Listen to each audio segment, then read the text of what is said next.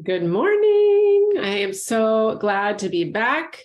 I have taken a break for a little bit in doing some videos, but now I'm back and I am excited to be here.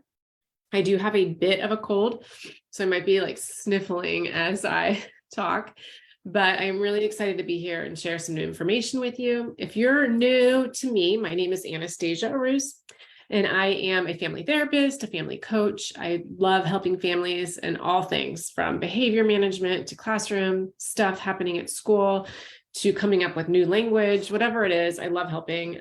It's my thing. I feel like that's why I'm here. So I like to pass on the information that I've learned over the years and that I know that's helpful for families. So before we get started, I will let you know that this is not super long, maybe 10, 15 minutes. So you can listen in your car. You could watch on Facebook or on YouTube, wherever you find that will work the best for you. Sometimes I listen to things when I'm walking, I take a walk, or if I'm doing laundry or something like that, I'll turn on like a podcast or put on a video and just listen. It's always good. So today's topic is springtime motivation, getting your kids still involved in school, keeping them motivated as we get closer to summer. This is a really tough time for all of us because we're all having that itch to get outside, to just like relax, to not do anything, to just chill by the pool or the beach or go on vacation. But we're only in April. And so we still have a couple more months of school, most of us. And here I'm going to give you 9 ways to keep yourself and your kids motivated as we get to June, whenever we have summer. So here we go. I'll go ahead and get started. And as you know, I love doing a PowerPoint because it gives a visual as well. You don't have to stare at me the entire time. So keeping kids motivated. All right, so here's the 9 steps, and I'm going to go through each one. The first one is get involved. When your kids are in school, right? They like the attention of you being there. If they have homework, get involved with them. Sit down at the table while they're working on it. Ask them questions about it. If there's a field trip, go with them on the field trip. If there's something at school. So get involved with what's happening at school, asking questions, looking at their work, making sure you're going through the backpack every single night.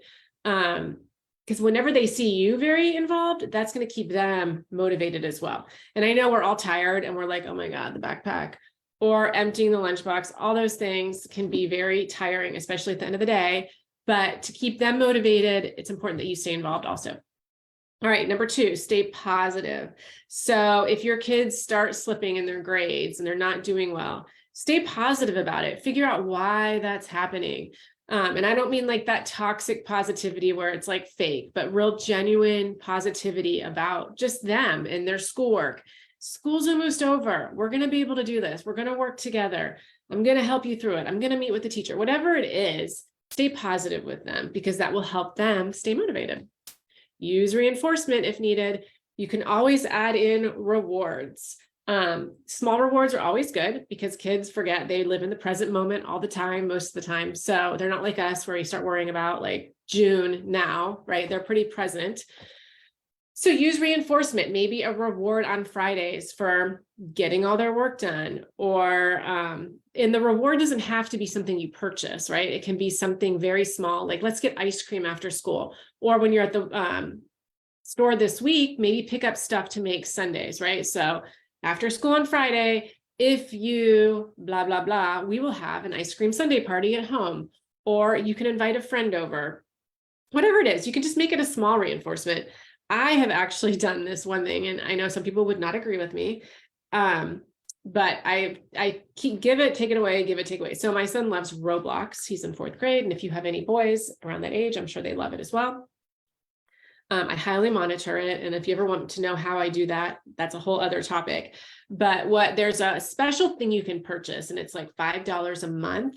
And so if he's doing well, like on his spelling test, math tests, all that, he has that subscription. But the minute that a grade drops, he loses the subscription, right, for that next month. So it has been helpful for him. I don't know if that will be helpful for everyone, but for him, it seems to work pretty well. It does wear off after a while. A lot of times reinforcements or rewards will wear off, so you have to switch them up. So like the Roblox thing, we're kind of done for that right now. He's not as into it. So I've canceled the subscription to that, and we're just working on other stuff. We're doing just smaller rewards. He really wants, what does he want right now? It has to do with video games. So he's really working towards a new either game or something that we keep talking about as he keeps his grades up. Because remember, a lot of people don't like to give rewards for grades, but grades, going to school is kind of like a job, right? That's their job, is going to school, doing well, doing what they can do. So reinforcement is not a bad thing necessarily. Okay, so make sure you're rewarding the effort rather than the outcome. And this goes back to what I was just talking about with the grades.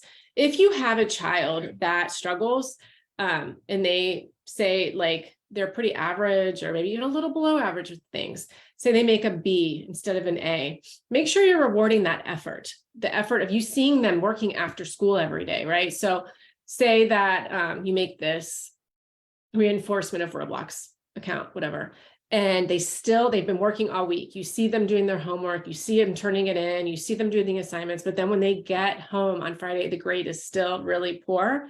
Maybe that you need to reframe it and reward the effort of how much they worked this week. Like, I saw you worked really hard. We're still going to do that ice cream party because I know how hard you worked. I saw you do it. And it was just a really tough test for you, a really tough week on this topic. So make sure you're paying attention to their effort. The other big thing with this is creating structure. You're the adult, so you have to create the structure in the home for them. If they come home and they're a child that needs like a very specific place to sit and do homework, make sure you have that ready for them. Don't make them do other things beforehand. Help them stay in a routine. Make sure your routine is the same every day if possible, and that you create that structure for them. And so what number are we on? We are on number 6. Help them see the big picture. So that helps because kids are so present. They don't usually think about the future or the past, which we need to do more of, is the present thinking. But see the big picture, like school is almost out. We're almost done. And when we're done, these things are going to happen. It's going to be great. Or if you do this, you're going to be moving to the next grade and you'll be done with it. So helping them see the big picture of these small little grades, because they necessarily can, their brains really aren't seeing that yet, right? They don't see the big picture because they focus on just the little things. And it was funny because my son had come home in his report card, he had gone from like a 90 to like an 80 in English. And I was just like, what is happening? Why would you go down that far? And he's like, well, it's only 10 points. So he doesn't really understand the concept of, on a report card, a 90 to an 80, 10 points is a pretty big deal, which we know, but he didn't get that. So we did a whole lesson and explained to him what that meant, and not in a degrading way. It was more of teaching and just explaining so he would know in the future what a report card means versus just those everyday grades. All right, the other thing you can do is let them make mistakes. So an example would be the spelling test on Fridays. So you have a kid that is like refusing to study, and you're trying to make them study, you're doing your best, you're like putting all the things in place, and they're not doing it. Let them get the bad grade, let them see the outcome of what's going to happen with that. And so I'm not saying do that all the time, but that is one of the things that you can do as your kids are going through school. So let them make the grades that aren't what you really necessarily want, and then have the consequences for it, right? There's always a consequence for an action, which is a big thing we talk about in our house. So let them see what can happen. And then from that, you figure out what you need to do. Do you need to meet with the teacher? Do you need to get some tutoring? Do you need more structure at home? So let them figure it out too. You don't have to be completely in control of the situation. And then you might need outside help, which we just kind of talked about. So maybe your kid's struggling a bit, tutoring, talking with the teacher, maybe a peer tutor, another kid that does really well that could work with them. Therapy, are they struggling emotionally or socially in school with the kids? So a lot of times, if that's happening, their grades might be poor. So getting outside help if that's needed. So really looking at that big picture yourself and figuring out what is going to help you guys get through this next hump of the school year. Make the teacher your ally. So stay in contact with the teacher through texts or emails. Let them know that you're paying attention to the grades. Let them know you're paying attention to everything going on. Even the teacher's feeling that slump right now too. So even sending a little treat, maybe a coffee or a donut or a fruit tray, whatever you want them to be healthy. So make the teacher your ally and your friend, help them stay motivated. They're tired. It's been a long school year. So make sure you're connected with those teachers. I worked in schools, a little secret here. I worked in schools for years, and I do know, and one of the things I learned is the parents that were around, that connected with the teachers, that paid attention, that were really in the school. It's harder to get in the schools now because of all the gun stuff, but that were around and were connected with the teacher. Usually those kids did better because the teacher then had more of a connection with that student because they knew other parts of their family pretty well, right? So making sure you're connected with that teacher.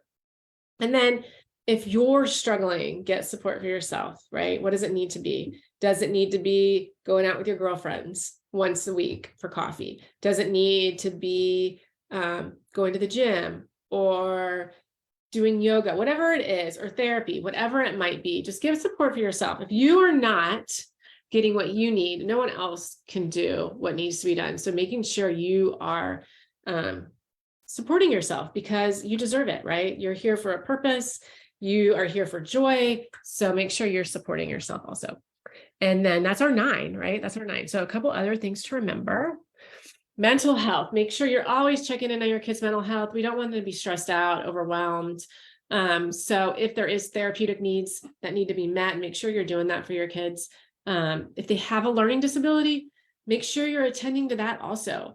Pressuring kids with schoolwork, if they have a learning disability, is only going to stress them out, and they're not going to succeed that way. So making sure that you're keeping a handle on their mental health, their learning needs, and then any life events that are happening at home. Are you experiencing anything in your family that's really tough right now? Like maybe a death or a divorce or even moving. A lot of times people are starting to move this time of year because the school year is getting ready to end. So they're starting those beginning stages. Those are all stressors, right? So what life events are putting stressors on you, which then also onto your kids? So making sure you're paying attention to that and that you're conscious of what's going on in your home will also help your kids. All right. So one more thing, I was going to give you guys a few resources. Here's a couple that I like a lot. The Child Mind Institute.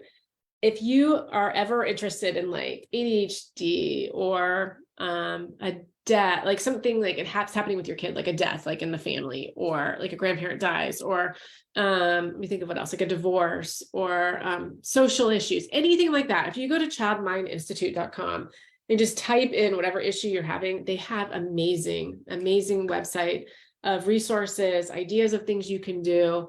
It's great. It's like one of my favorite websites out there. Another great book is called The Whole Brain Child by Dan Siegel. Really, really good on understanding your kid totally. And then this one I think would be really cool. So it's called You Are Awesome, an uplifting and interactive growth mindset book for kids and teens. Find your confidence and dare to be brilliant at almost anything. This would be a fun book to read with your kids, to keep them excited about the end of the year, to keep them motivated and going on, and also just give them some positive confidence in themselves.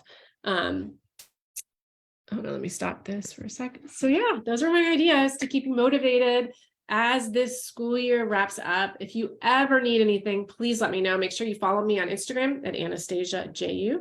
You can also find me on YouTube under my name, Anastasia Aruz. And then of course, our Facebook group, The Healthy Happy Family. And then always I am here for coaching or guiding, whatever you need for your family, that is on my website. So all those resources are either below or in the link. And I hope you have a great Monday. This is your Monday motivation to get you motivated for spring. And I will see you again soon. Bye.